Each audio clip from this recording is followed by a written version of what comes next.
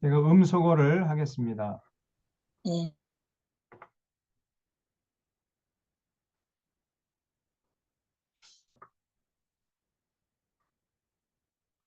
예, 지난주에 우리가 요셉의 생애에 대해서 살펴봤는데 그 결론을 시간 관계상 맺지 못하고 마무리해서 요셉의 삶을 정리하고 그리고 창세기를 전체 정리하고 그다음에 지난주에 하지 못했던 창세기 38장 그 유다 가정에서 일어났던 사건에 대해서 살펴보고 그다음에 이제 창세기를 마무리하고 이제 에, 출애굽기를 들어가도록 하겠습니다.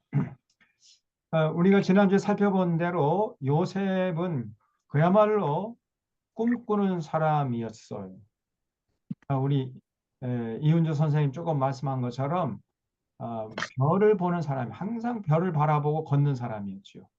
그 마음속에 하나님이 심어준 꿈이 있었기 때문에 함부로 살지 않습니다. 아무하고나 어울리지 않고 아무 곳에나 가지 않고 자기 시간과 재능을 낭비하지 않고 하나님이 마음속에 심어준 그 귀한 꿈을 이루기 위해서 그 꿈을 현실로 만들기 위해서 최선을 다해서 살아간 사람이 요셉이에요.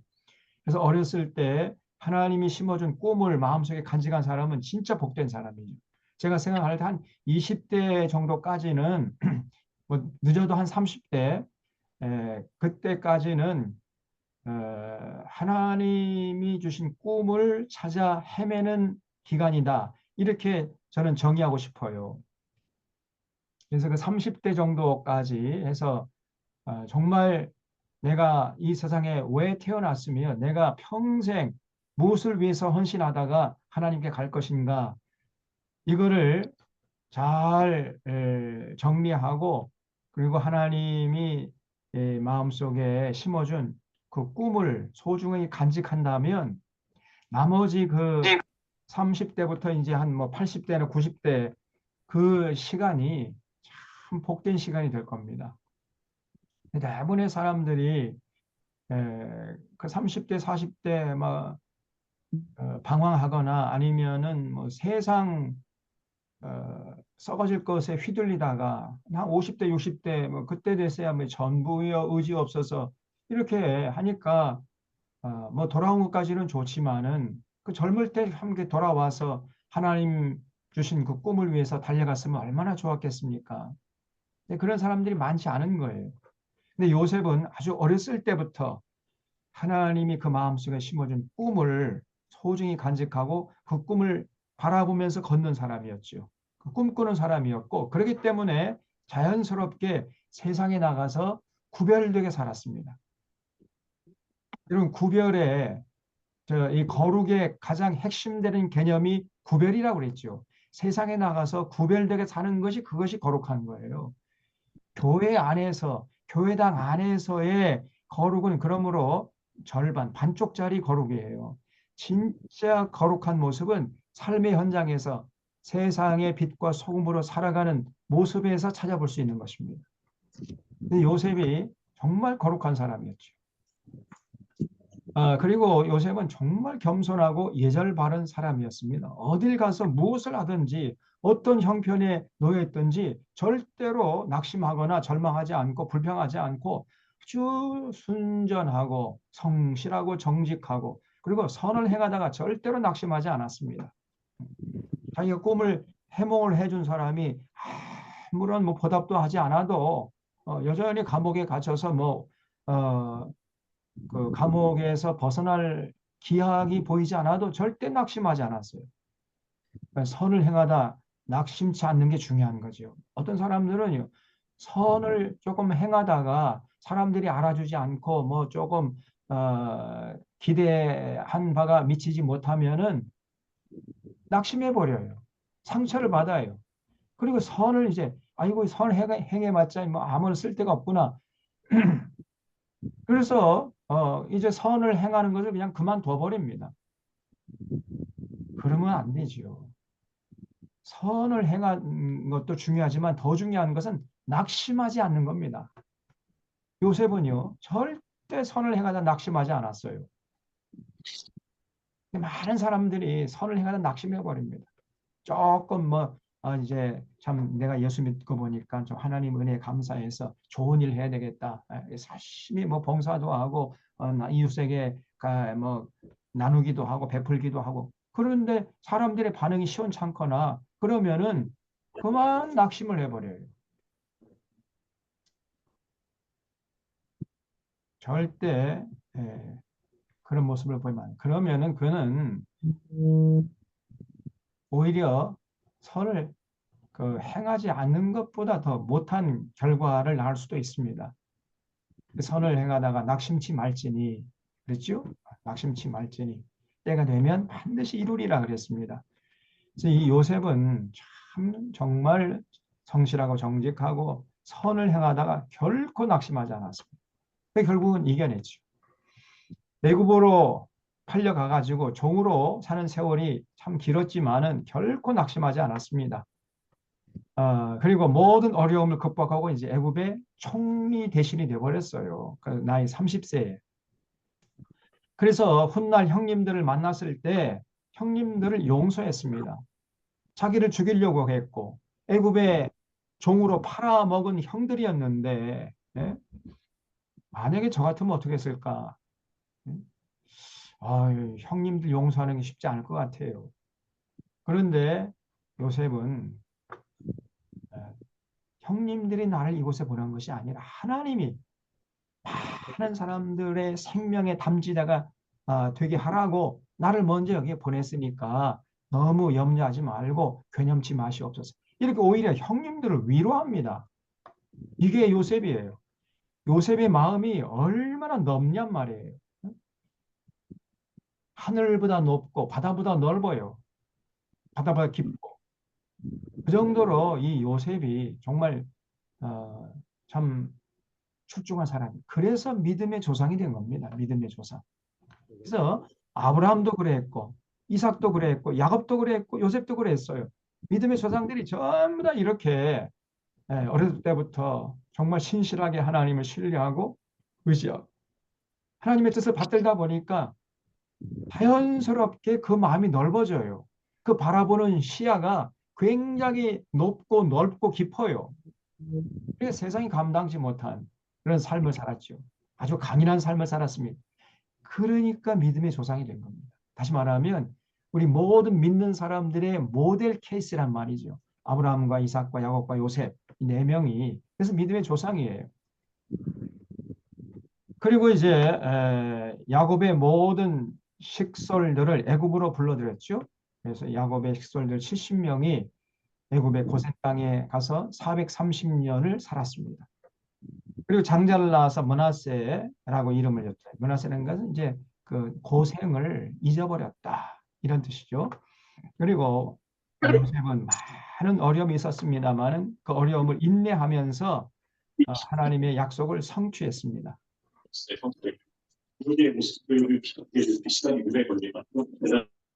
네. 늦게 들어오신 분이 또 이렇게 음, 그리고 그렇기 때문에 하나님이 이 요셉의 하나님이시기를 기뻐하셨습니다. 그래서 아브라함도 하나님을 절대 신뢰하고 절대 의지하고 절대 충성했죠. 이삭도 마찬가지고 야곱도 마찬가지고 요셉도 마찬가지예요. 전부 다 그 믿음의 조상들의 삶의 특징이 공통적으로 하나님을 절대 신뢰, 절대 의지, 절대 충성했습니다. 결코 선을 행하다 낙심하지 않았어요. 전부 그래요. 그래서 우리들도 우리 하나님을 믿는 예수 그리스도 통해서 하나님과 관계가 회복된 사람들도 이렇게 아브라함처럼 이삭처럼 야곱처럼 요셉처럼 살아야 된다. 이런 교훈을 주는 것이 창세기예요. 하나님은 어떤 분이시냐? 아브라함과 이삭과 야곱과 요셉 같은 삶을 살아가는 그런 자들의 하나님이시기를 기뻐하시는 하나님이시라는 거예요. 이 창세기에서 우리가 얻을 교훈이 바로 그겁니다. 우리 하나님은요, 아무나 관심 갖지 않으십니다. 정말 하나님 사랑하고 하나님의 뜻을 받들어서 그 뜻을 목숨 걸고 지키려고 하는 그런 사람들을 주목하시고 그런 사람의 하나님이시기를 기뻐하신단 말이죠. 절대 그런 사람들은요, 하나님이 놓치시는 법이 없고 잊어버리시는 법이 없습니다. 이런 분이 우리가 믿는 요 하나님이심을 증거하는 것이 창세기예요. 자, 이제 유다서를 보겠는데, 아니, 유다 가정에 대한 얘기가 이제 38장에 나오죠. 그래서 37장에 보면은 이제 요셉 얘기를 하다가 갑자기 유다 이야기가 38장에 끼어들어요. 그리고 39장에는 다시 요셉 얘기가 다시 이제 이어지죠. 그래서 왜 이렇게 38장에 유다 가정의 사건이 기록되어 있는가? 또 그 사건을 살펴보면요. 낯뜨거워 가지고 도저히 읽을 수가 없는 마치 그 도색 신문이나 뭐 썬데이 옛날에 그 뭐 저 뭐 스포츠 투데이인가 뭐 그런 썬데이 서울인가 뭐 그런 게 있었죠. 이게 도색 잡지나 마찬가지죠. 예? 그런 잡지에나 실릴 법한 이런 내용이 창세기 38장에 나옵니다. 그래서 도대체가 여기 창세기 38장에 이 거룩한 성경책에 이런 도색 잡지에나 나올 법한 내용을 실은 이유가 뭔가 이게 궁금하잖아요. 거기에 대한 여러분 궁금증을 가지셔야 됩니다. 그냥 성경을 무턱대고 읽어간다고 이게 능사가 아니에요. 반드시 성경을 읽어가면서 퀘스천 마크를 붙여야 돼요. 왜 이 얘기가 쓰여졌지? 이 얘기를 통해서 전하고자 하는 메시지가 뭐지? 이런 걸 항상 질문을 하셔야 돼요. 그래서 이 37장부터 보면은요, 사실은 이제 요셉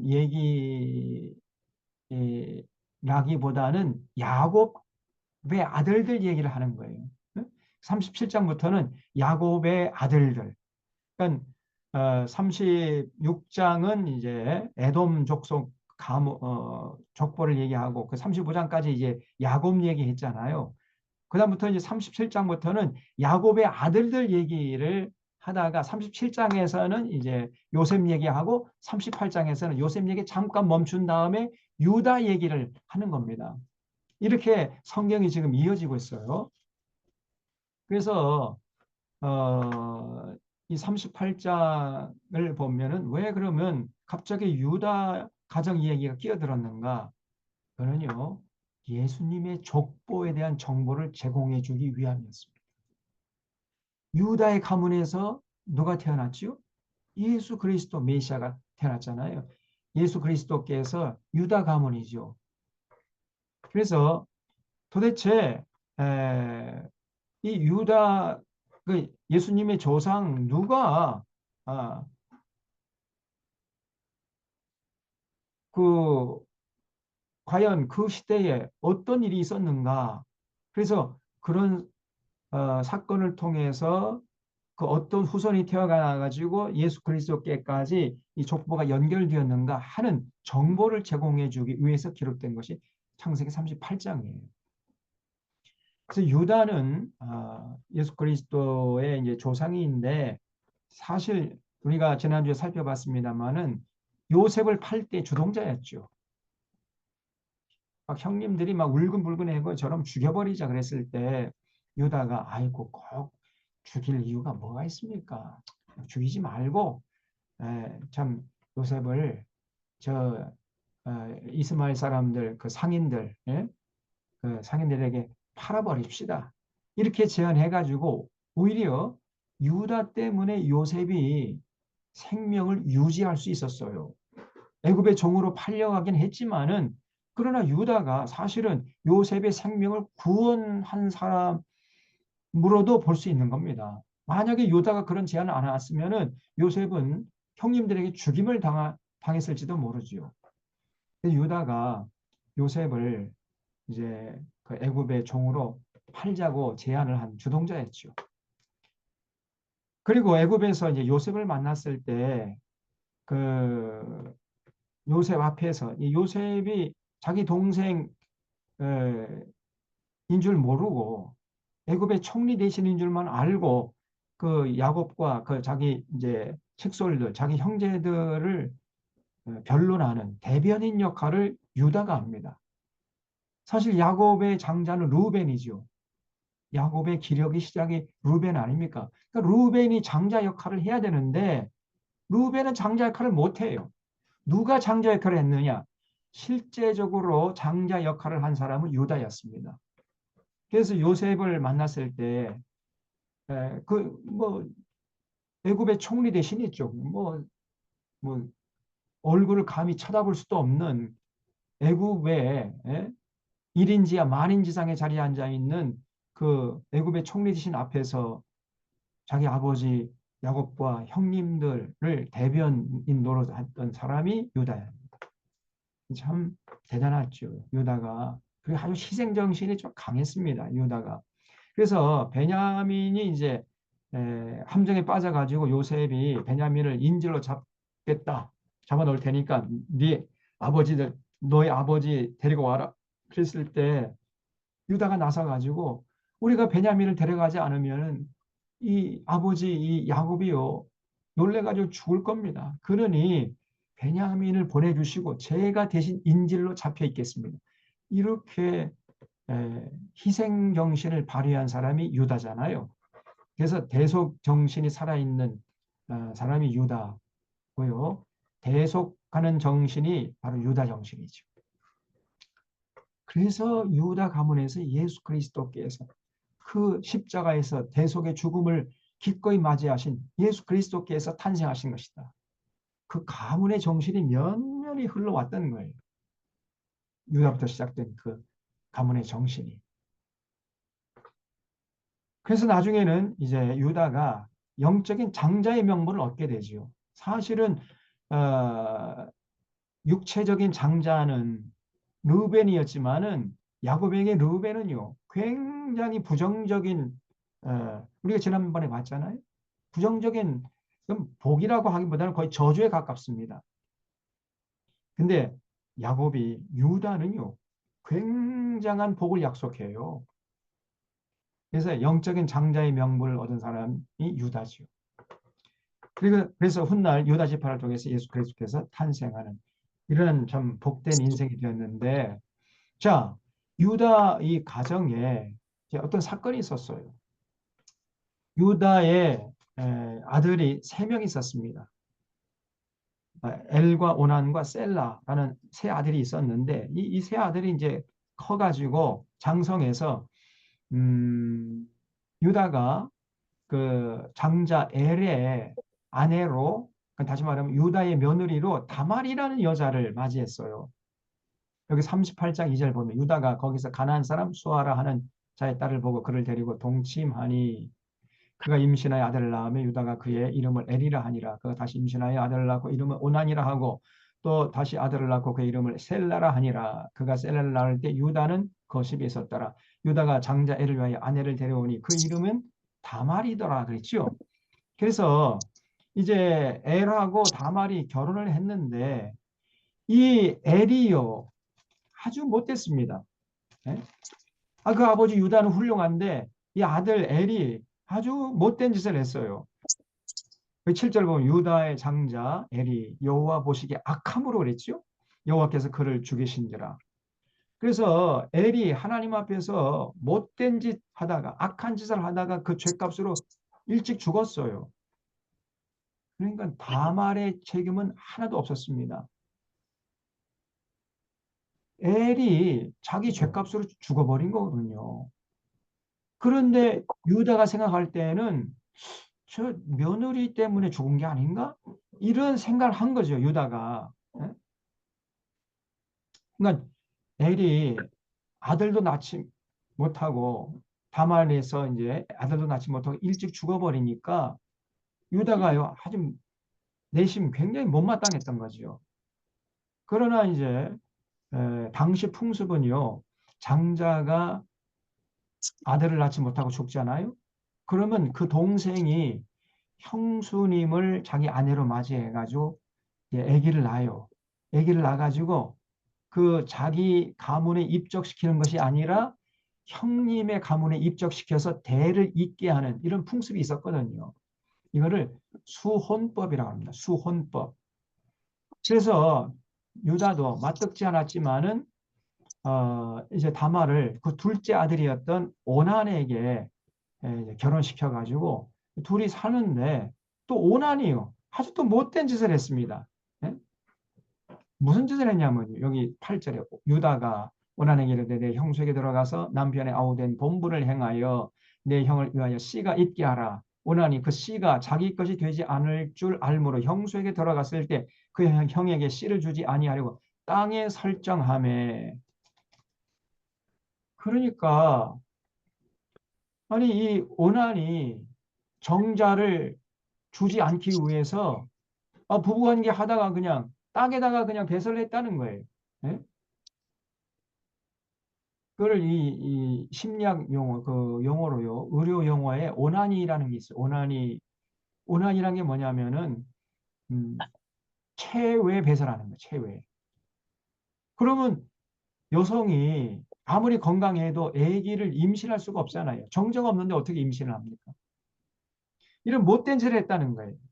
뭐 내가 아기를 낳아봤자 뭐 내 아기가 못 될 것이고 뭐 형님 가문에 입적시켜야 되니까 나 그거 못하겠다 해가지고 오나니가 일부러 어, 그 다말에게 씨를 주지 않으려고 땅에 설정을 했다는 거예요. 음. 그러니까 하나님이 가만두겠습니까? 그 일이 여호와 보시기에 악함으로 여호와께서 그도 죽였어요. 그러니까 여러분이 다말에게 책임이 있습니까? 없습니까? 책임 없지요. 다말은 아무 죄가 없어요. 엘의 죽음도 다말은 아무런 책임이 없고 오난의 죽음도 엘에게는 아니 다말에게는 아무런 책임이 없잖아요. 둘 다 자기 죄로 하나님 심판받아가지고 죽은 거 아닙니까? 그런데 유다가 생각할 때에는 다말 내 며느리 저게 저 때문이야. 저게 내 두 아들을 죽인 거야. 남편 잡아먹는 X 이렇게 생각하는 거죠. 유다가. 그래서 11절에 보면 유다가 그의 며느리 다말에게 이르되 수절하고 내 아버지 집에 있어 내 아들 셀라가 장사하기를 기다리라 하니 셀라도 그 형들같이 죽을까 염려함이라. 다말이 가서 그의 아버지 집에 있으니라 그랬죠. 그래서 유다가요 이 이제 하나밖에 없는 셀라 막내 아들을 줬다가는 저 다말이 저 남편 잡아먹는 저 여자 저 엑스가 셀라도 죽이지 않을까 이렇게 걱정이 돼가지고 네 친정에 가 있어라. 이렇게 친정으로 돌려보냈다는 거예요. 핑계는 셀라가 아직 어리니까 셀라가 이제 좀 크면은 결혼시켜 줄 테니까 친정집에 가 있어라. 그리고 돌려보냈어요. 그래서 오랜 시간이 흘렀습니다. 셀라가 이제 장성했어요. 그럼에도 불구하고 유다가 다말을 부르지 않고 셀라하고 결혼을 안 시키는 거예요. 왜냐하면은 유다 마음속에는 이 다말이라는 여자가 문제가 있다 이렇게 생각했던 거거든요. 그래서 얼마나 여러분 다말은 억울합니까? 예? 아무런 죄도 없고 다말은요 뭐 건강해요. 얼마든지 아기를 그냥 숨뻑숨뻑 낳을 수 있는 건강한 몸이었는데 두 아들들이 잘못돼 가지고 아들을 낳지 못했거든요. 그런데 유다가 다말을 오해한 거지요. 그래서 셀라를 주지 않으니까 이제 그 다말이요 이제 아주 지혜로운 여자였습니다. 그 여기 38장 읽어보면요. 오늘 이 시대의 눈으로 보면 안 됩니다. 지금 이 38장의 내용은 지금부터 몇 년 전 이야기냐? 거의 4천년 전의 이야기예요. 4천년. 그 4천년 전은 인류가 번성하기 전의 이야기입니다. 그래서 그때는 여자는요. 아들을 낳는 것이 최고의 사명이에요. 수단범 가리지 않고 아들을 낳아야 했던 시대가 바로 그 시대였던 겁니다. 그래서 그 시대의 눈으로 봐야지 오늘 이 시대의 눈으로 보면은 이 다말의 행위가 도저히 이해가 안 되는 거예요. 그래서 다말이 이제 거리의 여인으로 변장을 해요. 유다가 지나는 길목에 딱 앉아 있다가 거리의 여자로 번장해 가지고 있으니까 유다가 딱 접근해 옵니다.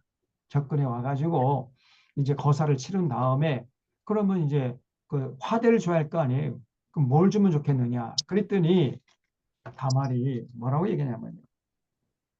17절에 유다가 이르되 내가 내 떼에서 염소 새끼를 주리라. 그가 이르되 당신이 그것을 줄 때까지 담보물을 주겠느냐?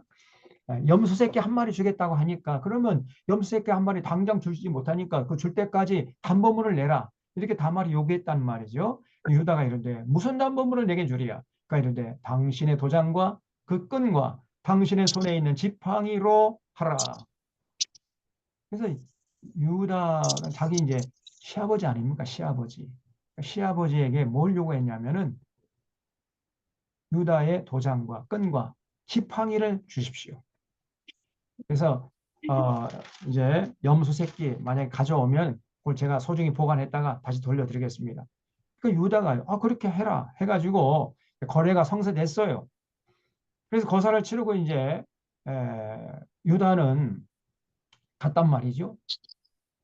어 근데 그때 거사로 말미암아 다말이 임신을 해버렸어요.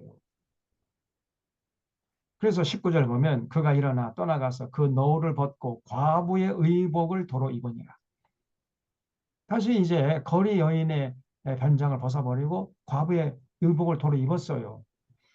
그러니까 이제 시간이 흐르니까 이제 배가 막 불러올 거 아닙니까? 임신했으니까. 그러니까 그 모습을 보고 이제 그 유다의 친구가 또 쪼르르 달려가가지고 여보게 당신의 며느리가 말이야 지금 배가 불러온단 말이야. 그래서 어디 가서 막 무슨 어떤 남정네하고 또 뭐 못된 짓을 했는가 보다 막 이렇게 이실직고 했단 말이죠. 그러니까 유다가 노발대발합니다. 뭐가 어째고 어째요? 당장 그 다말을 잡아. 그래가지고 내이냐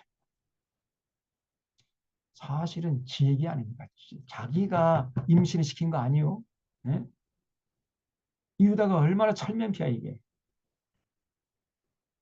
그래서 음,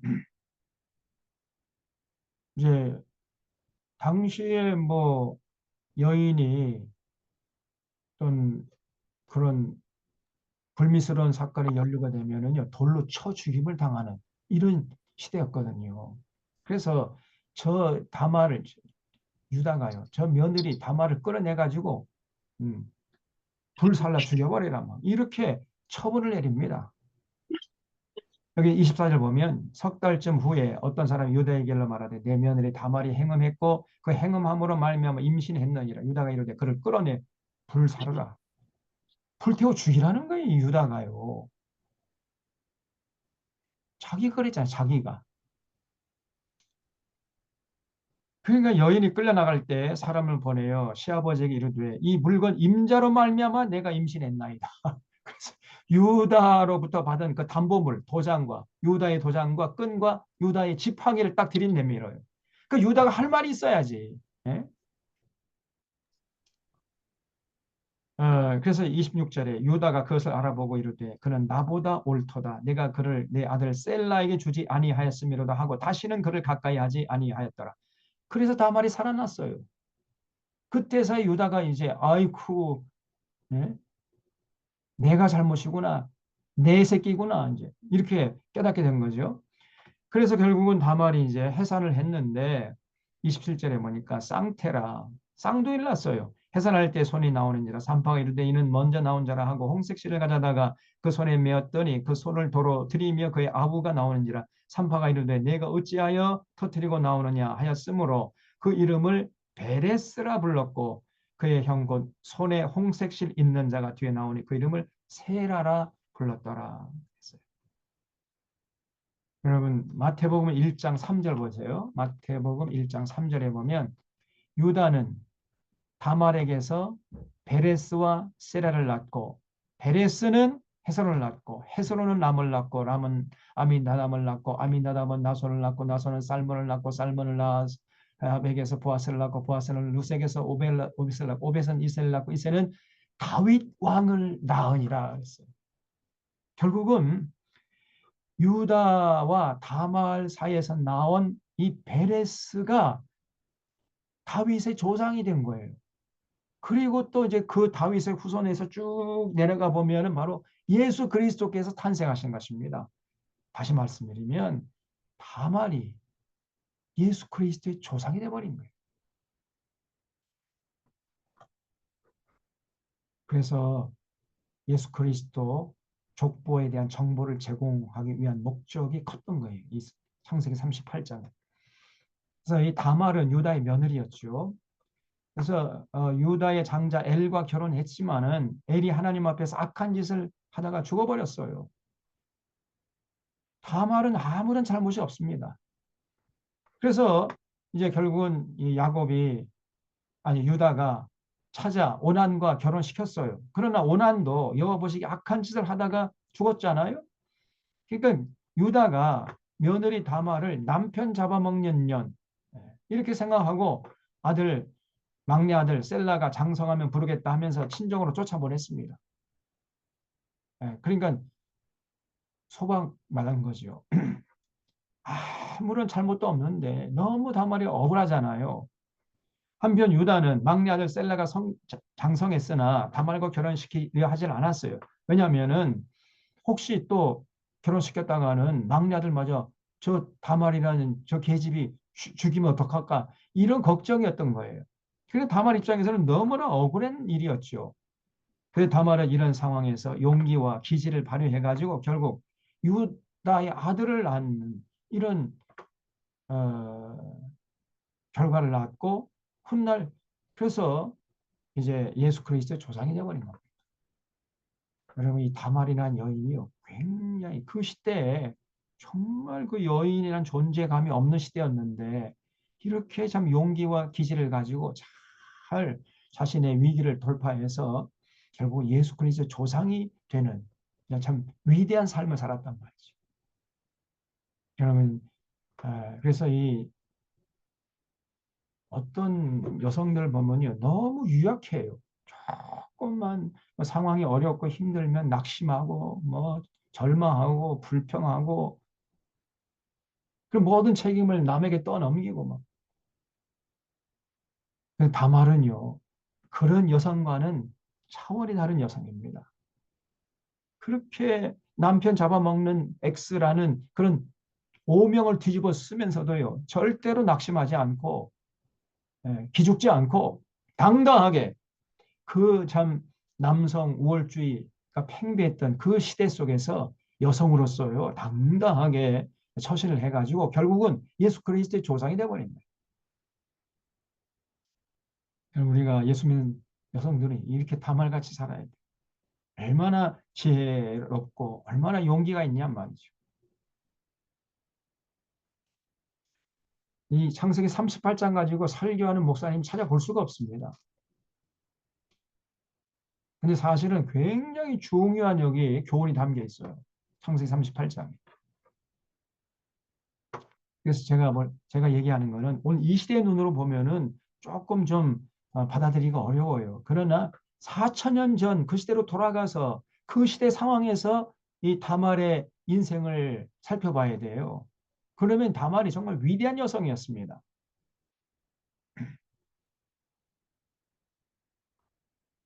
자, 그래서 창세기를 이제 정리를 하면은 우리가 믿는 여호와 하나님은 어떤 분이신가? 이걸 소개하는 책이 창세기라 그랬죠.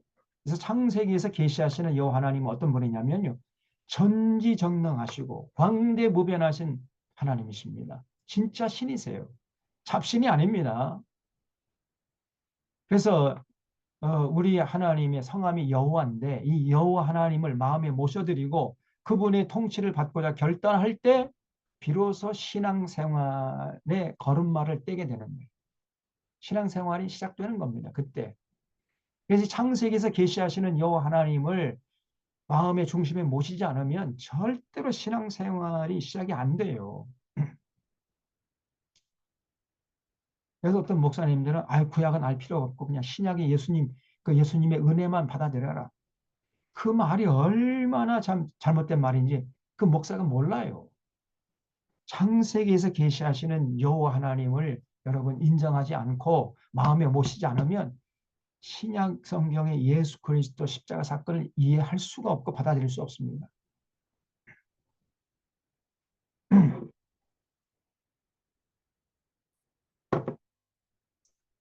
그래서 창세기가 중요해요.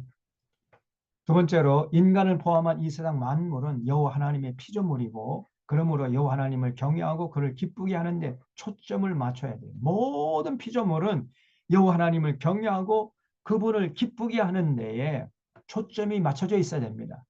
그런 피조물이 존재 가치가 있는 것이고 존재 의미가 있는 것이에요. 하물며 만물이 영장으로 창조된 이 사람이 돼가지고 하나님을 경외하지 않고 하나님을 기쁘시게 하지 않고 그렇다면 그거는 사람이라고 할 수가 없는 거죠.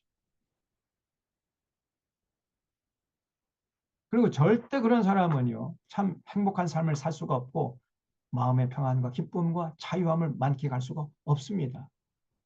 오직 사람은 하나님, 여호와 하나님께서 창조했기 때문에 여호와 하나님을 경외하고 그분의 뜻을 받들어서 그분을 기쁘시게 하는데 거기에 초점을 맞추고 살아갈 때 참 평안과 기쁨과 참 자유 만끽하고 진짜 가치 있는 삶, 행복한 삶을 살 수 있어요.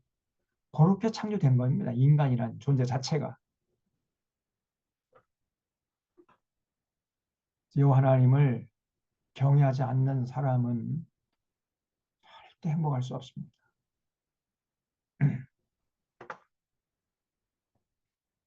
그리고 세 번째로 행복한 삶이 되기 위해서는 반드시 창조 질서를 따라 살아야 됩니다. 여러분, 이거 잊지 마셔야 돼요.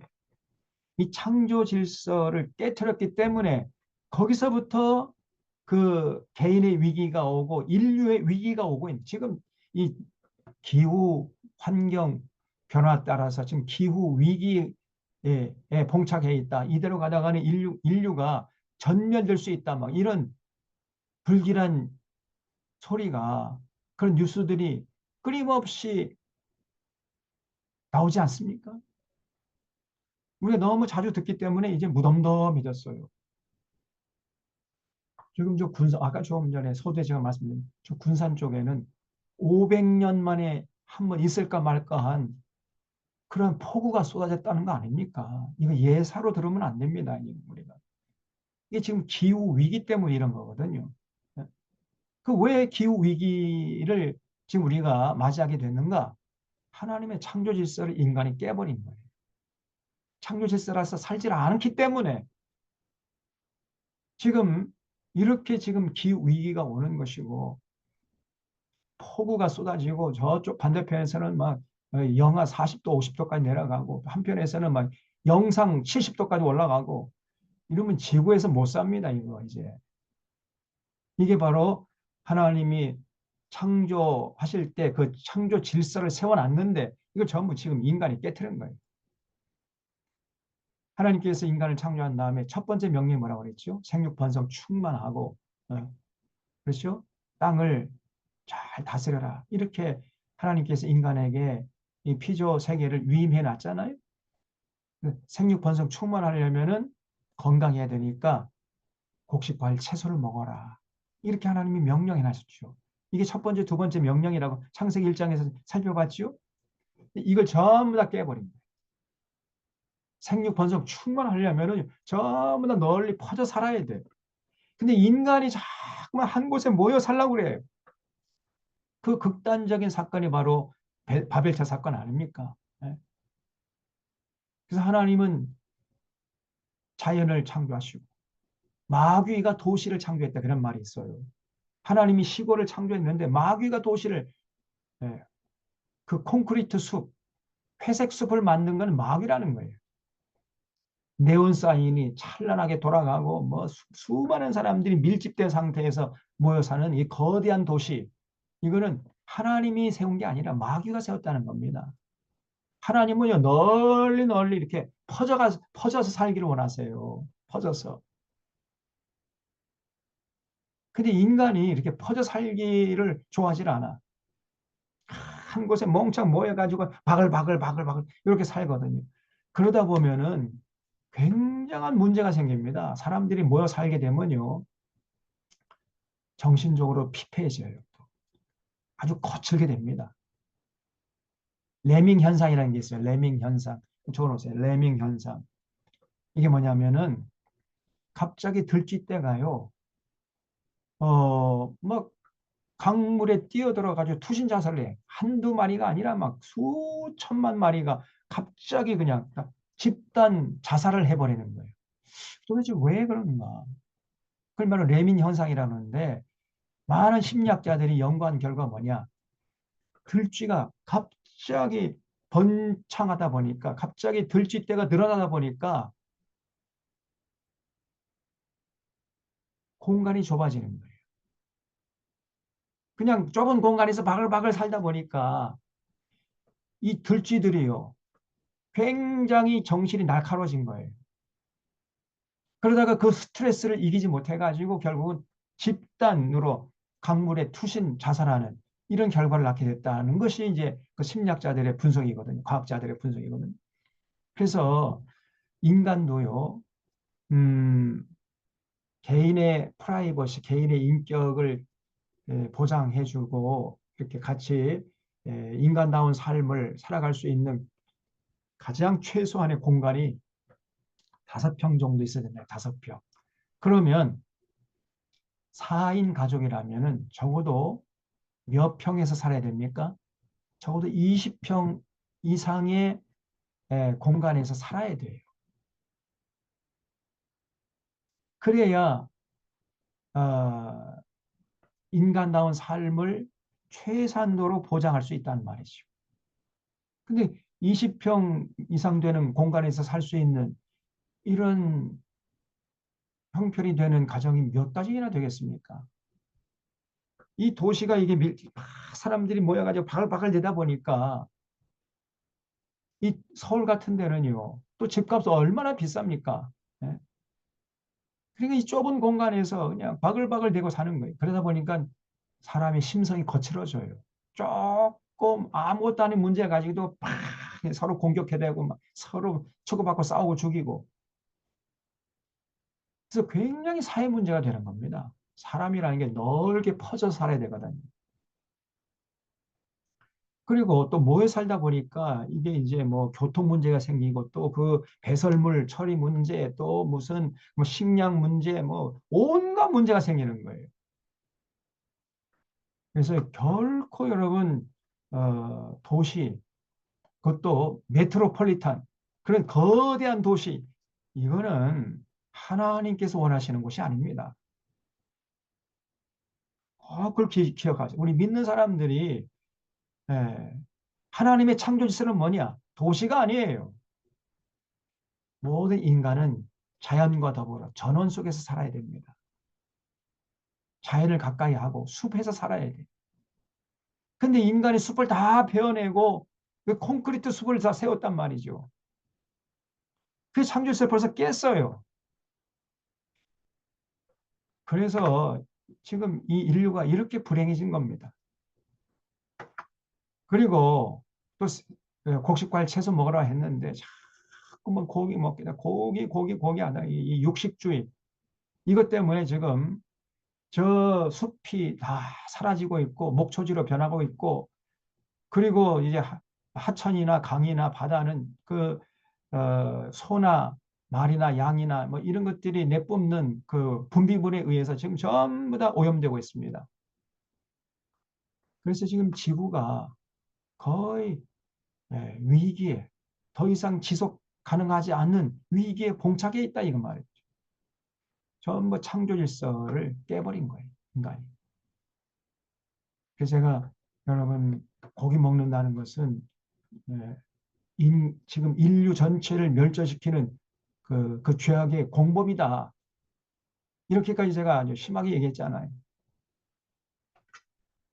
지금 그 기후 위기의 가장 주범이 이 소에서 뿜어내는 메탄가스. 이것이 50%가 넘는다는 거예요. 그래서 지금 이 지구상에서 인류가 키워야 할 그 소나 양, 이 가축 그 숫자가 너무 많아요. 그 지금 10분의 1로 더 줄여야 됩니다. 그래서 자꾸만 더 늘리는 거 자꾸만. 그러니까 인간이 거주할 공간이 점점 줄어들고 그 공간을 지금 이 짐승들이, 이 가축들이 다 차지하고 있어요. 그리고 인간이 먹어야 할 곡식, 과일, 채소를 이 가축들이 지금 먹고 있단 말이죠. 그러니까 인간이 자꾸만 굶주리고 있다는 것. 또 이 모든 이 악순환의 그 고리를 끊기 위해서는요, 육식을 빨리 없애야 됩니다. 육식. 그 육식을 뭐 없애기는 어려우니까 그 진짜 한 10번 먹던 거 한 번으로 줄이든지 이렇게 하셔야 돼. 나 돈이 있다고 해가지고 나 먹고 싶은 대로 내가 먹는데 너 자꾸 왜 그런 무슨 말 하는 거냐? 이렇게 하면 안 됩니다. 우리 믿는 사람들은. 전부 창조 질서를 지금 인간이 깨고 있어요. 생육과 번성 충만하기 위해서는 이것이 삶의 목적이 되어야 하고, 그 요즘에는 뭐 결혼도 안 해.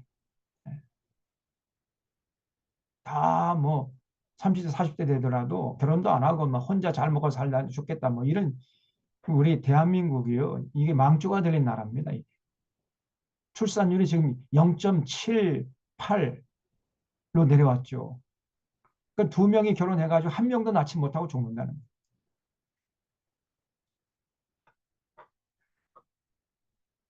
이 하나님의 명령을 완전히 뭐 내팽개쳐 버린 거죠. 그리고 곡식, 과일, 채소 위주로 먹으라 했는데 그냥 고기 때려 먹어. 고기 먹겠다고 막 난리 법석을 떱니다. 또 제가 뭐 고기 먹지 말라. 저 엄목사는 그냥 고기 먹지 말라고 하는 말 좀 제발 하지 말았으면 좋겠다. 뭐 이런 얘기가 또 들려요 또.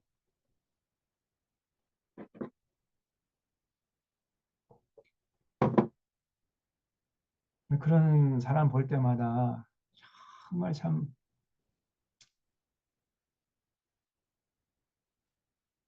답답하기도 하고. 아, 그리고 6일 일하고 하루 쉬어야 됩니다. 6일 일하고 반드시 하루는 쉬어줘야 돼. 5일 일하고 이틀 쉬면 더 좋죠. 그다음에 하나님은 더불어 살길 원하십니다. 사람과 사람, 사람과 자연, 자연과 자연이 함께 어우러져 살아가길 원하십니다. 이렇게 더불어 살아가는 세상을 만들고 유지하도록 인간에게 책임을 부여하셨어요. 이것이 창세기에서 계시하시는 하나님의 모습이에요.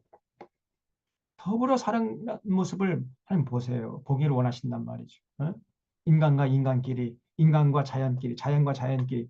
그래서 함부로 살생해서도 안 되고, 서로 싸우고 다투고 욕하고 뭐 전쟁하고 겁탈하고 강탈하고 약탈하고 수탈하고 이런 걸 하나님 분노하신단 말이죠. 이 창세기에 는 하나님의 모습이에요.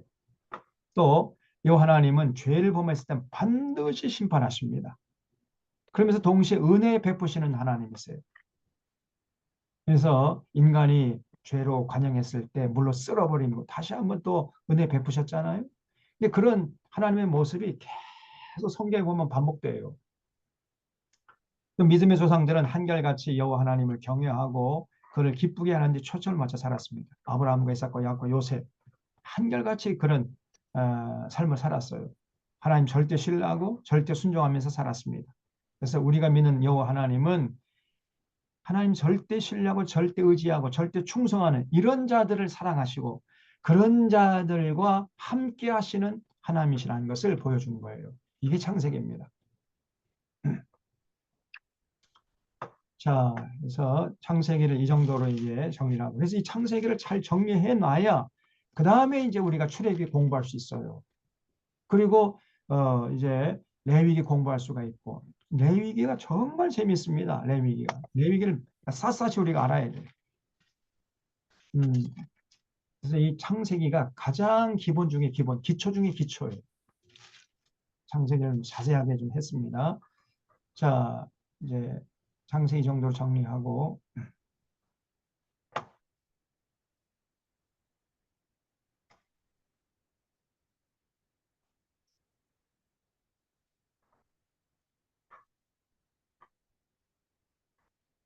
에, 이제는 출애굽기를 하겠는데요.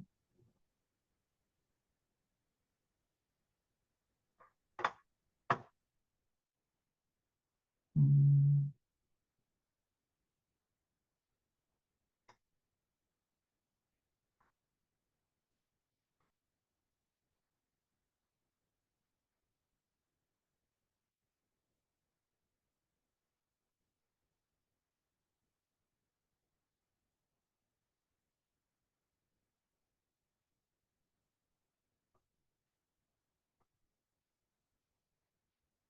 예,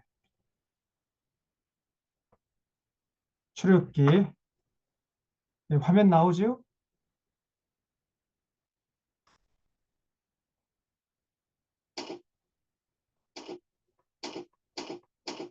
예, 출애굽기는 1장부터 40장까지 있는데 크게 두 파트로 나눌 수가 있습니다.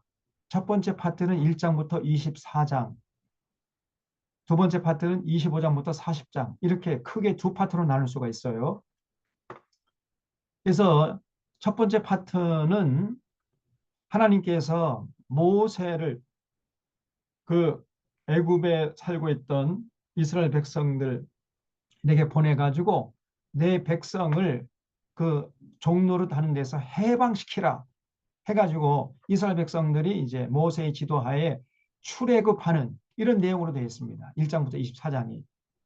아까 말씀드린 대로 야곱의 식솔들 70명이 애굽의 고센 땅에 내려가서 430년을 살았다 그랬죠. 430년 사는 동안에 약 200만 명 정도로 불어났어요.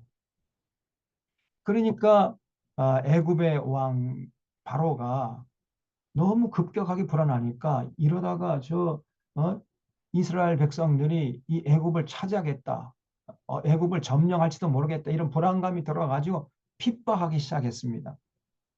그래서 이스라엘 백성들이 너무 고통스러우니까 하나님께 부르짖으니까 하나님께서 이제 모세를 보내가지고 이스라엘 백성들을 출애굽시키는 이러한 과정이 잔잔히 그려져 있어요. 이 1장부터 24장입니다. 그리고 25장부터 40장에서는 하나님께서 이제 시내산까지 출애굽한 이스라엘 백성들에게 성막을 건축하라고 명령을 하세요. 그래서 25장부터 40장은 성막 건축의 내용이에요. 이게 크게 두 파트로 나눌 수 있습니다.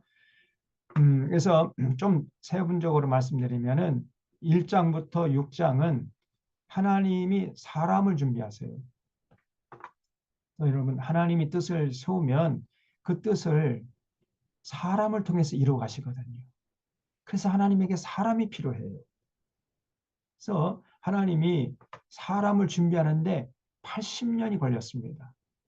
모세를 이스라엘 백성들에게 보내기 위해서 하나님께서 80년을 기다려야 됐어요. 이 이스라엘 백성들이 하나님께 하나님 제발 좀 우리를 이 노예 생활에서 구원해 주시옵소서 이렇게 기도한 후에 결국은 이제 하나님이 이제 사람을 찾으니 사람 보낼 사람이 있어야지. 그래서 이제 모세를 이제 출생케 해가지고 모세가 80세 될 때까지 아주 혹독하게 훈련시킨 다음에 이스라엘 백성들에게 보내요. 그래서 80년이 걸렸단 말이죠. 그래서 여러분 하나님에게 사람이 필요합니다. 근데 하나님을 찾는 사람은 많은데 하나님이 찾으시는 사람은 극히 드물어요. 이게 문제예요. 예나 지금이나 하나님의 고민이 뭐냐? 보낼 만한 사람이 없어요. 네. 교회당 안에 사람들은 우글우글한데 하나님이 쓰실 만한 사람은 많지 않다 그 말이에요. 이게 하나님의 고민이고 예나 지금이나 여전히 하나님이 지금 사람을 찾고 계시단 말이죠. 그래서 여기 계신 분들이 하나님을 찾는 사람이 아니라 하나님이 찾으시는 사람이 되어주시기를 좀 부탁을 드립니다, 여러분. 그리고 정말 건강한 교회는 어떤 교회냐? 하나님이 찾으시는 사람을 키워내는 교회가 되어야 돼요. 그게 건강한 교회예요. 사람이 많이 모이는 교회가 건강한 교회가 아니고 하나님이 찾으시는 사람을 키워내는 교회. 그게 진짜 건강한 교회인 것입니다. 오늘날 이 교회 큰 교회 많아요. 근데 그 큰 교회에서 하나님 쓰신 만한 사람이 키워내지 못해. 오히려 더 하나님을 대적하는, 하나님 반역하는 이런 사람들이 그냥 바글바글 하잖아요.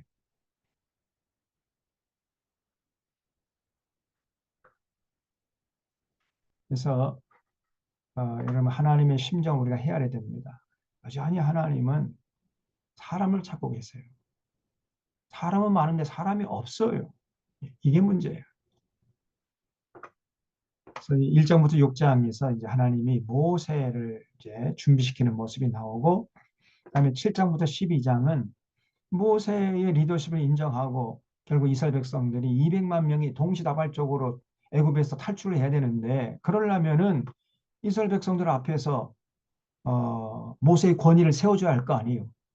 그래서 7장부터 12장에서 모세가 10가지 이적을 베푸십니다. 그 10가지 이적이 전부 다 하나님의 자기 계시의 과정이었어요. 하나님이 이렇게 위대한 분이시다.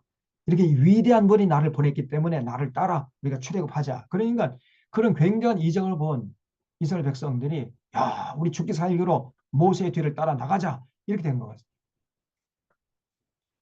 그리고 이제 13장부터 18장은 이제 드디어 6월절 어린 양을 잡아가지고 문설주에서 이렇게 피를 묻혀가지고 결국은 이스라엘 백성들의 장자는 다 살아나고, 그걸 기회로 해가지고 애굽을 탈출하죠. 그래서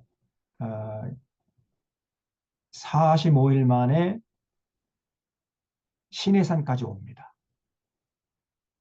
에담 광야, 수룹 광야, 신 광야, 시내 광야까지 오는데 45일 걸렸어요. 그래서 3일 동안 쉬었다가 그 4일째 되는 날 시내산에 올라가서 퇴짜 맞아요. 너 내려가서 회중들 다시 참 안동시키고 정렬시키고 다시 올라와라. 그래서 다시 내려갔다 다시 50일째 되는 날 올라와서 거기서 하나님과 언약을 체결해요. 그래서 50일째 되는 날을 오순절이라고 합니다. 오순절. 그래서 이제 19장에서 보면은 이제 시내산에서 맺은 언약의 내용이 나오고, 20장부터 이제 그 유명한 십계명 얘기가 나와요. 십계명. 그리고 21장부터 24장은 시행 세칙. 십계명은 일종 헌법으로 본다면은 21장부터 24장은 그 하위법들. 그 십계명의 정신을 구현시킬 수 있는 그 하위법들을 기록해 놓은 것이 21장부터 24장의 내용이에요. 1장부터 24장의 내용은 이스라엘 백성들이 모세의 인도하에 출애굽해서 시내산까지 모여가지고 하나님과 언약을 체결한 내용이 되겠습니다. 그리고 25장부터 40장은 하나님께서 모세에게 그 40년 동안 미디안 광야에서 지지고 볶고 이제 해야 되니까 성막을 건축하라. 하나님이 임재하시는 장소가 필요하잖아요. 하나님께 제사 드리고 하나님의 하나님과 교제하면서 하나님과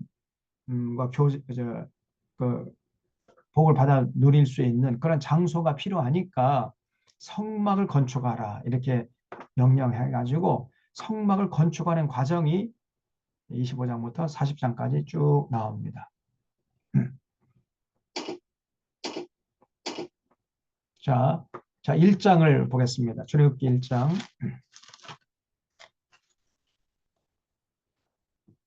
야곱의 식솔들 70명이 430년 동안 애굽의 고센 땅에서 사는 동안 약 200만 명으로 불어났습니다.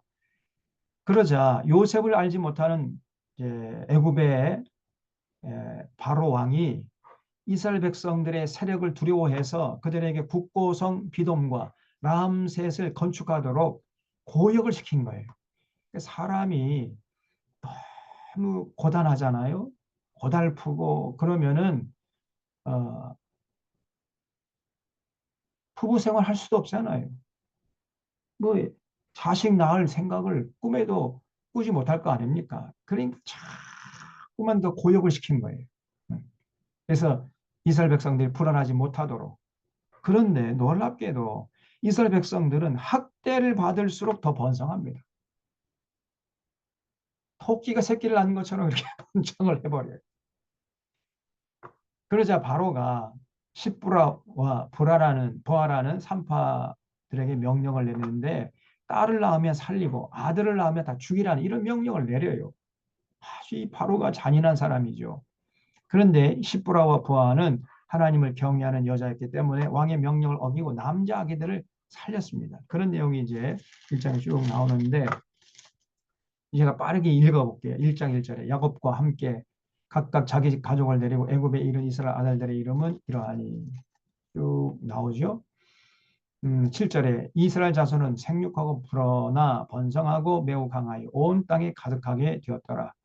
요셉을 알지 못하는 새 왕이 일어나 애굽을 다스리더니 그가 그 백성에 이르되 이 백성 이스라엘 자손이 우리보다 많고 강하도다. 자, 우리가 그들에게 대하여 지혜롭게 하자. 두렵건대 그들이 더 많게 되면 전쟁이 일어날 때 우리 대적과 합하여 우리와 싸우고 이 땅에서 나아갈까 하노라 하고 감독들을 그들 위에 세우고 그들에게 무거운 짐을 지워 괴롭게 하여 그들에게 바로를 위하여 북고성 비돔과 라암셋을 건축하게 하니라. 그러나 학대받을수록 더욱 번성해. 야, 저도 생각할 때 아니 그렇게 그냥 새벽별 보고 나가가지고 밤중에 들어오는데 언제 또 얘기를 할 수 있었을까? 예? 참 제가 생각할 때 좀 그래요. 대단해 이스라엘 백성들이. 예? 그러니까 학대를 받을수록 더 이스라엘 백성들이 뭐 번창한단 말이에요. 그러니까 애굽 사람이 이스라엘 자손을 말미암아 근심하여 이스라엘 자손에게 이를 엄하게 시켜 어려운 노동으로 그들의 생활을 괴롭게 하니 곧 흙 이기기와 벽돌 굽기와 농사 여러 가지 일이라 그 시키는 일이 모두 엄하였더라. 애굽 왕이 히브리 산파 십부라라 하는 사람과 부하라는 사람에게 말하 이르되 너희는 히브리 여인을 위하여 해산을 도울 때 그 자리를 살펴서 아들을 이거든 그를 죽이고 딸이거든 살려둬라. 그러나 산파들이 하나님을 두려워하여 애굽 왕의 명령을 어기고 남자 아기들을 살린지라. 근데 이 애굽 왕이요 좀 머리가 좀 모자란 왕입니다. 여러분 남자 그때 그렇게 해서는 안 되지만은 진짜 만약에 죽이려고 하면은 남자 아기를 죽여야 되겠습니까? 여자 아기를 줘야 됐습니까? 남자 아기를 죽이는 게 아니라 여자 아기를 죽여야 되죠. 그렇죠? 그렇잖아요. 생각을 해보세요. 만약에 남자가 한 명이 있고 여자가 100명이 있다 하면은 1년 되면은 몇 명까지 나올 수 있습니까? 네? 단순히 그냥 수치적으로 계산해 보면 100명 나올 수 있잖아요. 100명. 그런데 남자가 100명이고 여자가 한 명이면 1년이 되면 몇 명 나올 수 있어요? 아무리 남자가 많아도 여자가 한 명밖에 없기 때문에 한 명밖에 못 낳는 거 아닙니까? 그렇죠? 그러면 바로 입장에서 남자 아기를 죽여야 됩니까? 여자 아기를 죽여야 됩니까? 아직도 계산이 안 돼요? 이 바로가 이 멍청하다, 이 멍청해. 그러나 어쨌든 이 히브리 산파 십부라하고 이 부하라는 이 여인이 하나님을 두려워해서 그 바로의 명령을 어겼어요. 남자 아기를 다 살렸어요. 그래서 태어난 아기가 이제 2장에 보면요. 모세가 태어난 겁니다. 그래서 모세가 레위 지파에서 이제 태어났는데 그 레위 가족 중에 어떤 여자가 이제 장가 들어 아기를 낳는데 석 달 동안 아기를 숨겼어요. 더 숨길 수가 없어서 가지고 이제 갈대 상자를 가져다가 그 역청을 칠하고 나무 진을 칠해 가지고 거기 아기를 담아 가지고 나일 강가에 띄어 보냈어요. 근데 마침 그 애굽의 공주가 나일강에 목욕하러 왔다가 그 갈대 상자를 발견하고는 열어보니까 갓난아기가 건장한 갓난아기가 새근새근 자면서 웃고 있거든요. 너무 사랑스러워 가지고 이제 그 공주가 이제 자기 아들을 삼아 가지고 바로 가요. 이제 저 모세가 그 애굽의 왕자로 이제 자라는 거죠. 그래서 어, 레위 지파 가정에서 한 여자가 임신할 아들을 낳아서 석 달 동안 키우다가 더 이상 숨길 수 없게 되니까 아기를 갈대 상자에 넣어서 나일강에 띄워 보냈습니다. 갈대 상자는 나일 강물을 따라가다가 마침 목욕하러 나온 애굽의 공주에게 발견되었습니다. 애굽의 공주는 아기를 자기 아들로 삼고 유모를 구하여 젖을 물렸는데 그 유모가 누구냐면 바로 모세의 어머니예요. 그래서 여기 4절에 보면요. 2장 4절에 그의 누이가 어떻게 되는지를 알려고 멀리 섰더니 바로의 딸이 목욕하러 나일 강으로 내려오고 시녀들은 나일 강가를 거닐 때 그가 갈 때 사이에 상자를 보고 시녀를 보내어 가져다가 열고 그 아기를 보니 아기가 우는지라 그가 그를 불쌍히 여겨 이르되 이는 히브리 사람의 아기로다. 히브리 사람이 아기인 걸 알면서도 불쌍히 여겼다는 거예요. 측은지심이 발동. 이게 하나님의 은혜죠. 만약에 그때 이 공주가 그 측은지심이 발동하지 않고 하이 여봐라 이거 히브리 애기니까 죽여라 그럼 어떻게 될 뻔했어요. 그래서 불쌍히 여겨. 그게 중요합니다. 불쌍. 측은지심이 발동. 이게 하나님의 은혜죠. 이르되 이는 히브리 사람 아기로다. 그의 누이가 바로의 딸에게 이르되 내가 가서 당신을 위하여 히브리 여인 중에서 유모를 불러다가 이 아이에게 젖을 먹이게 하리까. 바로의 딸이 그에게 이르되 가라 하며 그 소녀 가서 그 아기 어머니를 불러왔어요. 요게벳이라는 어머니죠. 그래서 바로의 딸이 그에게 이르되 이 아기를 데려다가 나를 위하여 젖을 먹이라. 내가 그 삭슬 두리라. 그러니까 요게벳은 자기 아기의 젖을 물리면서 또 돈을 받아. 이 참 놀라운 역사죠. 그래서 여인이 아기를 데려다가 젖을 먹이더니 그 아기가 자라매 바로의 딸에게로 데려가니 그가 그의 아들이 되니라. 그가 그의 이름을 모세라 하여 이르되 이는 내가 그를 물에서 건져내었음이라 하였더라. 그래서 공주 곁에 있던 모세의 누이 미리암이 접근해 모세의 어머니 요게벳을 유모로 추천해 가지고 모세는 침 어머니 품에서 자랄 수가 있었습니다. 자, 그래서 모세가 40세까지는 애굽의 왕자로 자라면서 애굽의 그 교육을 받으면서 자랐습니다. 그러나 그 정신과 영혼은 히브리인이었어요. 겉모습은 애굽의 왕자였지만 그러나 그 속 내면은 전부 다 히브리인으로 자랐습니다. 누구 때문에? 유모였던 그 어머니 요게벳이 품 안에 모세에게 젖을 먹이면서 얘야 너는 히브리인이야. 이렇게 민족 교육을 시켰기 때문에 그 정신과 영혼은 히브리인으로 자랐던 겁니다. 그래서 어느 날 이렇게 이제 모세가 왕자로서 애굽의 왕자로 시찰하다 보니까 저 공사판에서요. 그 어떤 십장 그러니까 애굽의 십장이 히브리인들을 막 채찍으로 막 때리면서 막 구박하는 모습을 봤어요. 그 화가 나가지고 모세가요. 그 애굽 십장을 때려 죽여버렸어. 그러니까 민족 의식이 요게벳이 했던 민족 교육이 이제 발휘하는 순간이었던 거죠. 그래서 애굽의 왕자가 애굽의 십장을 때려 죽여요. 그런데 그 다음날 또 나가보니까요. 이제 히브리 사람들이 지들끼리 또 서로 싸우네. 여러분, 이 환경과 여건이 좀 거칠어지면요. 사람의 심령이 굉장히 거칠게 되어 있습니다. 그래서 광야에서 인심 난다고 여러 가지 뭐 배부르고 등 따숩고 상황이 잘 되면은 사람도 마음이 넓어져요. 그러나 상황이 굉장히 막 혹독하고 생활하는 게 어렵고 그러면요 마음도 좁아지게 되어 있습니다. 그 심성이 굉장히 거칠어지게 되어 있어요. 아무것도 아닌 거 가지고 또 히브리 사람들이 싸우니까 너희들 왜 서로 힘을 합해도 지금 이 어려움을 이겨낼까 말까 하는데 왜 이렇게 싸우느냐 그랬더니 대뜸 한다는 말이 어제는 그 애굽의 십장을 때려 죽이더니 이제는 우리의 재판장이 되려고 하느냐? 누가 너를 재판장으로 삼는? 그러면서 자기들을 도와주려고 하는데 이 멍청한 것이 말이에요. 그래서 야 이거 큰일 났구나. 그 즉시로요 모세가 미디안 광야로 이제 피신을 갑니다. 40세 되는 어느 날 공사판을 지나가던 모세가 보니까 애굽의 십장이 히브리 노예를 회초리 치는 모습을 화가 나가지고 모세가 애굽 십장을 쳐서 죽여가지고 모래 속에 파 묻은 것이 화근이 되어가지고 모세는 애굽의 왕자 자리를 떠나서 미디안 광야로 피신한 거예요.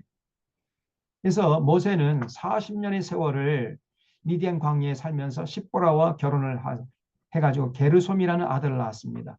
하나님이 이스라엘 백성의 부르짖음을 듣고 80년을 준비하다. 그러니까 젊은 시절 40년은 애굽의 왕자로 살았고 나머지 40년은 미디안 광야에서 그 험한 거친 광야에서 살면서 출애굽을 준비하는 이런 기간이 있었던 거예요.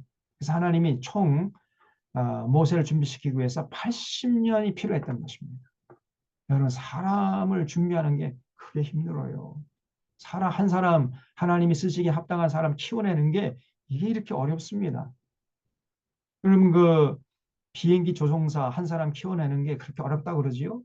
뭐 몇십억 달러가 든다고 그래요. 그래서 만약에 유사시에 비행기에 문제가 생기면 과감히 비행기 버리고 탈출해라. 그런 얘기 하잖아요. 왜냐하면 비행기보다 더 비싼 것이 조종사거든요. 조종사 한 사람 키워내는 게 그렇게 어렵습니다. 그런데 더 어려운 게 뭐냐? 하나님이 쓰시기에 합당한 사람 키워내는 것. 이게 조종사 키워내는 것보다 몇십 배, 몇백 배가 더 어려워요. 진짜 하나님 사람 키워내는 게 쉽지 않습니다. 여러분, 제대로 된 목사 키워내는 것도요, 이 진짜 쉬운 게 아니에요. 제가 장신대 우리 통합 측에서 목사 되려면은 네, 저 신학대에 일반대 4년 나와야 되고, 그다음에 그 신대원 3년 해야 되고, 그다음에 또 목사고시 합격해야 되고, 전도사 2년 해야 되고, 그다음에 이제 목사 이제 청빙하는 교회가 있으면 이제 목사 안수 받을 수 있거든요. 그럼 더 몇 년이 걸리느냐? 4년에다가 3년에다가 2년에다가 한 9년 이상, 한 10년이 돼야 목사가 될까 말까 해요. 근데 제가 볼 때 그거 가지고 택도 없어. 제대로 된 목사 노릇 하려면요. 제가 볼 때 한 30년, 40년 이상 혹독하게 훈련을 받아야 돼. 그래야 목사 노릇 좀 할까 말까 그 정도. 근데 뭐 일반 군소교단에서 뭐 한 1, 2년 뭐 신학교 다니면 목사 안수 줘버리고 그러잖아요. 그러니까 한국 교회가 이 모양 이 꼴입니다. 진짜 하나님의 사람을 키워내는 거 쉽지 않습니다. 하나님이 모세를 쓰시기 위해서 80년을 준비하신 거예요. 이게 2장에 쭉 나옵니다. 그래서 어, 그 2장 14절에 그가 이르되 누가 너를 우리를 다스리는 자와 재판관으로 삼았느냐? 네가 애굽 사람을 죽인 것처럼 나도 죽이려 하느냐? 이 멍청한 것들 좀 봐요. 자기들 도와주려고 하는데 이렇게 적의 이빨을 드러내잖아요. 그러니 뭐 어쩔 수가 없어요. 이런 제가 요즘에 참 이 대한민국 이 국민들 특별히 2번 찍은 사람들 보면 저 사람들은 민주주의를 누릴 자격이 없는 사람들이다. 참 그렇게 생각이 됩니다. 또 이 주변에 우리 주변에 보면은 어떤 사람 여기 저희가 여기 아파트에 사는데 이 아파트에 이 주차난이 심해요. 주차를 아무 데나 하고 그냥 가버려. 아니 그 다음 사람 어떻게 하라고 그 도로 한복판에 주차해고 가버립니다 그냥. 제가 그런 사람을 보면서 야 저런 사람들에게 민주주의는 불필요한 것이다. 아주 그냥 독재가 아니라 그냥 죽어라 죽어라. 인간다운 대접하지 않고 인권 보장하지 않고 그냥 막 카리스마로 찍어 눌러야 저 사람들에게는 민주주의라는 게 가당치도 않아요. 어떤 사람은 침을 한 번 탁 뱉어 그냥 담배 피다가 그냥 담배 꽁초를 창창막으로 던져버리고 그런 사람 여기 많이 봐요. 그 길거리에 담배 꽁초가 그냥 수북히 쌓여 있습니다. 가르치면 함부로 퇴퇴 뱉어버리고 아니 저런 사람이 무슨 민주주의의 시민인가. 제가 광양 와서 이 문화 충격이 뭐냐면 아니 이 도로 한복판에 차를 세워놓고 가버린다니까 이 시골 사람들이 기가 막혀요. 그냥. 제가 한 번은 이렇게 2차선 도로인데 중간에다가 딱 차를 세워놓고 어디 가버렸더라고. 저 보니까 저쪽에서 이제 자기 밭에서 일을 하고 있더라고요. 그래서 제가 빵빵거리고 차를 치워달라. 그렇게 제가 빵빵 거렸더니 일하다 말고 와가지고는 막 저한테 와가지고 눈알 잡아 죽일 듯이 막 불아려요. 그러면서 이쪽으로 가면 중앙선 넘어서 가면 되지 않느냐? 왜 빵빵거리느냐? 막 이러면서 저걸 죽일 듯이 그냥 어이구 제가 그래서요 목사가 돼가지고 같이 싸울 수도 없고 제가 그런 경험하면서 야, 저 사람들이 양심이 있는 거냐 없는 거냐? 어? 아니 어떻게 도로 한복판에다가 그 차를 세워놓고 중앙선 넘어서 가면 되지 않느냐? 막 이렇게 하냔 말이에요. 저런 게 무슨 민주시민이야 저게.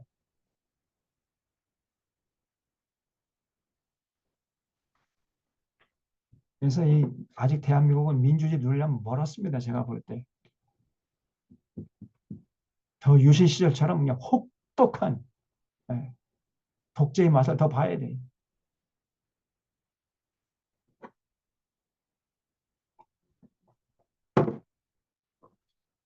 얼마나 이 어리석은 자들이냐. 결국은 이제 모세가 두려워하여 이르되 일이 탈로 되었도다. 바로가 이 일을 듣고 모세를 죽이고자 하여 찾는지라. 모세가 바로의 낯을 피하여 미디안 땅에 머물러 하루는 우물 곁에 있었다. 그래가지고 결국은 이제 미디안 딸과 결혼해가지고 아기를 낳고 80년 동안 이제 지냈어요. 그다음에 이제 3장에 보면은 하나님께 부르심 받는 모세가 신비한 체험을 합니다. 모세가 어느 날 이제 그 호렙산, 이 호렙산 여기 3장 1절에 하나님의 산 호렙이 이름에 되어 있죠. 이 호렙산이 신의 산이에요. 신의 산. 이름 두 개입니다. 호렙산 혹은 신의 산 똑같은 네, 산이에요. 그래서 호렙산 기슭에 이르렀는데 가만히 보니까요. 떨기나무에 불이 붙었는데 아무리 지켜봐도 잿더미가 안 되고 계속 타고 있거든. 이야, 이거 이상하다 해서 가까이 가 볼 때 하나님의 음성이 들렸어요. 여기 4절에 여호와께서 그가 보려고 돌이켜 오는 것을 보신지라 하나님이 떨긴 가운데 그를 불러 이르실 때 모세야 모세야 하시매 그가 이르실 때 내가 여기 있나이다. 하나님이 이르실 때 이리로 가까이 오지 말라. 내가 선 곳은 거룩한 땅이니 내 발에서 신을 벗으라. 또 이르실 때 나는 내 조상의 하나님이니 아브라함의 하나님, 이삭의 하나님, 야곱의 하나님이니라. 모세가 하나님 배웁기를 두려워하여 얼굴을 가리며 여호와께서 이르실 때 내가 애굽에 있는 내 백성의 고통을 분명히 보고 그들이 그들의 감독처럼 말미암아 부르심을 듣고 그 근심을 알고 내가 내려가서 그들을 애굽인의 손에서 건져내고 그들을 그 땅으로 인도하여 아름답고 광대한 땅 젖과 꿀이 흐르는 땅 곧 가나안 족속, 헷 족속, 아모리 족속, 히브리 족, 히위 족속, 예부스 족속의 지방으로 데려가려 하노라. 이 음성을 했어요. 이제 가라. 모세 가라. 이스라엘 자손의 부르짐이 내게 달하고 애굽 사람이 그들을 괴롭히는 학대도 내가 봤으니 이제 내가 너를 바로에게 보내어 너에게 이 내 백성 이스라엘 자손을 애굽에서 인도하여 내게 하리라. 이렇게 하나님의 부르심을 받았어요. 이때가 모세가 80세 되던 해였습니다. 그래서 이런 신비한 체험을 했어요. 하나님의 도구로 쓰임받은 사람들은 이런 부르심의 체험을 공통적으로 경험했어요. 아모스도 그렇고 뭐 이사야도 그렇고 예레미야도 에스겔 바울도 신비한 체험 이거를 누미노의 체험이라고 그래요. 음, 그래서 이제 모세가 어, 그럼 하나님 제가 가서 이스라엘 백성들에게 하나님이 나를 보내서 왔다. 그럼 하나님이 누구라 하냐면 제가 뭐라고 대답하면 좋겠습니까? 이게 물어봤어요. 13절 모세가 하나님께 이르되 아뢰되 내가 이스라엘 자손에 가서 이르기를 너희 조상 하나님이 나를 너에게 보내셨다 하면 그들에게 묻기를 그의 이름이 무엇이냐 하니 내가 무엇이라고 그들에게 말하리까 하나님 모세에게 이르시되 나는 스스로 있는 자니라. 줄여주십시오. 나는 스스로 있는 자다. 영어로 I am that I am. 나는 나다. 나는 누가 창조해서 존재하는 자가 아니라 나는 스스로 존재하는 자다. 그러니까 하나님이죠. 그래서 나는 스스로 있는 자니라. 또 이르실 땐 너는 이스라엘 자손에게 이같이 이르기를 스스로 있는 자가 나를 너에게 보내셨다 하라. 이렇게 이제 말씀을 했어요. 하나님이 또 모세에게 이르실 때 너는 이스라엘 자손에게 이같이 이르기를 너희 조상의 하나님 여호와 곧 아브라함이 하나님 이삭의 하나님 야훼 하나님께서 나를 너에게 보내셨다 하라.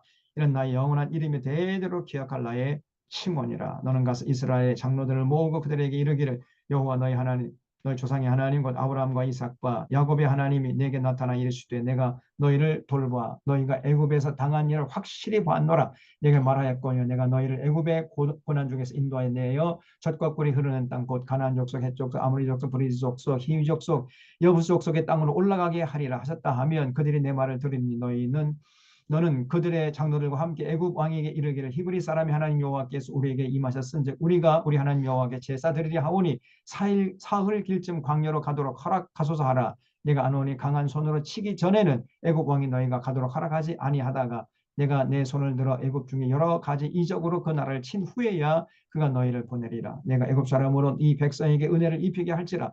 너희가 나갈 때 빈손으로 가지 아니하리. 여인들은 모두 그 이웃 사람과 및 자기 집에 거류하는 여인에게 은 패물과 금 패물과 의복을 구하여 너희의 자녀를 꾸미라. 너희는 애굽 사람들의 물품을 취하리라. 여기 7절 다시 보면요.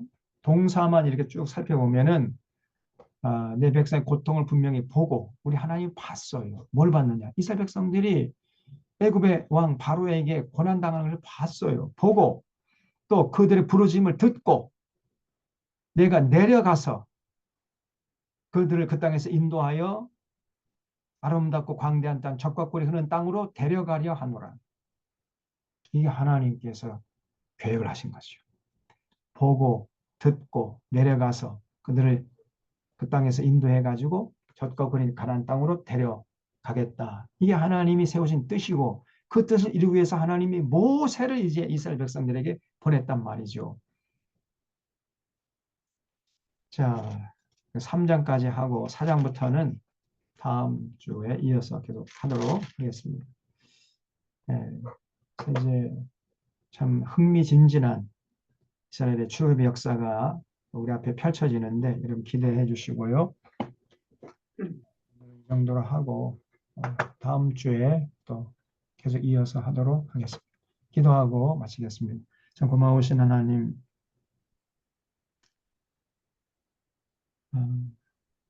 창세기에서 계시하시는 여호와 하나님을 우리 삶의 중심에 모시고 그 하나님 사랑하고 신뢰하고 의지하고 그 하나님께서 세우신 창조 질서를 따라서 이 땅에 사는 동안 아름답게 살아가는 우리 모두가 될 수 있도록 인도하여 주시옵소서.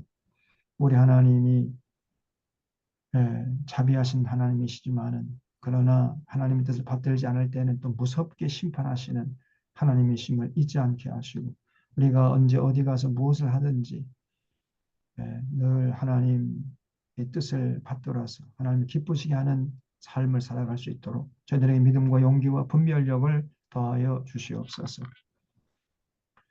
한 주간 동안의 삶도 주님 앞에 부탁드리오니 무더운 여름철에 건강 잃지 않도록 붙잡아 주시고 다음 주에 건강한 모습으로 다시 만날 수 있도록 인도해 주시옵기를 바라옵고 특별히 어지러운 이 나라 이 민족을 주님 앞에 부탁드리오니 주님께서 개입하셔서 저 무도한 윤석열 정권에 어수선히 무너지게 하시고 이 땅에 하나님의 정의와 공의가 강물처럼 흐르는 이런 나라가 다시금 회복될 수 있도록 이끌어 주시옵소서.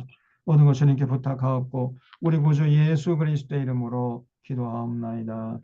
아멘. 네. 감사합니다. 네, 한 시간 동안 경청해 주셔서 수고하셨습니다. 감사드립니다. 수고하셨습니다. 잘 감사합니다. 보내시고요. 수고하셨습니다. 수고하셨습니다. 다음 주에 뵙도록 하겠습니다. 감사합니다. 네.